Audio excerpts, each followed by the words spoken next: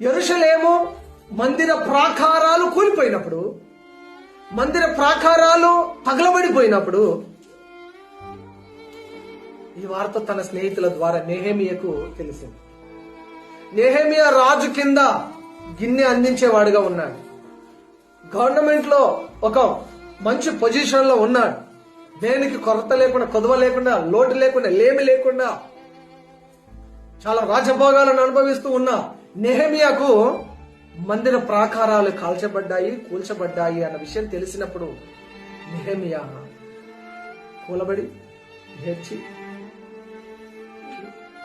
దేవుని సన్నిధిలో ఉపవాసముని ఏడిచి, అయ్యో నా దేవుని మందిర ప్రాకారాలు కూలిపోయాయే, తగలబడిపోయాయే. ఆ దేవుని మందిర ప్రాకారం అంటే ప్రహరీ గోడనే, ప్రహరీ గోడ కాలిపోయి కూలిపోయి పడిపోతేనే ఆయన అంతగా నలిగిపోయాడు, అంతగా బాధపడ్డాడు.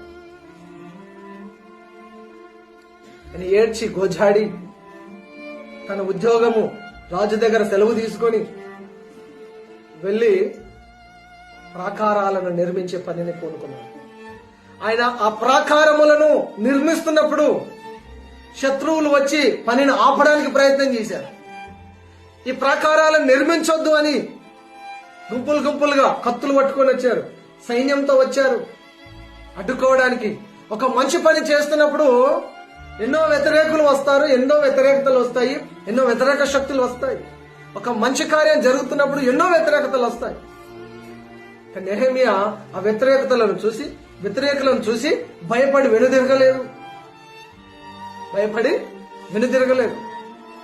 ప్రాకారములను నిర్మించడం ఆపలేదు. ఒక చేతితో పని చేస్తూ ఒక చేతితో యుద్ధం చేసి మరి మందిర ప్రాకారములను నిర్మించి ముగించాడు. హల్లెలూయా. మందిర ప్రాకారాలను నిర్మించే క్రమంలో ఎన్నో ఆటంకాలు నెహెమీయా ఎదుర్కొన్నాడు. ఒక చేతితో పనిచేశాడు, మరొక చేతితో యుద్ధం చేస్తూ దేవుని మందిరాన్ని నిర్మించాడు. నేడు మన సంఘంలో నెహెమీయా లాంటి వారు లేవాలి. నేడు కూడా మన సంఘాలలో నెహెమీయా లాంటి వారు కావాలి.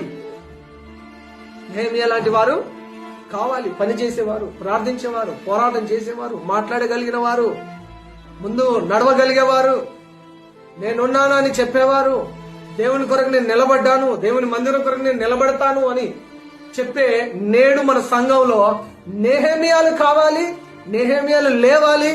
దేవుడు నెహెమీయాలను లేపును గాక. ఆమేన్. హల్లెలూయా.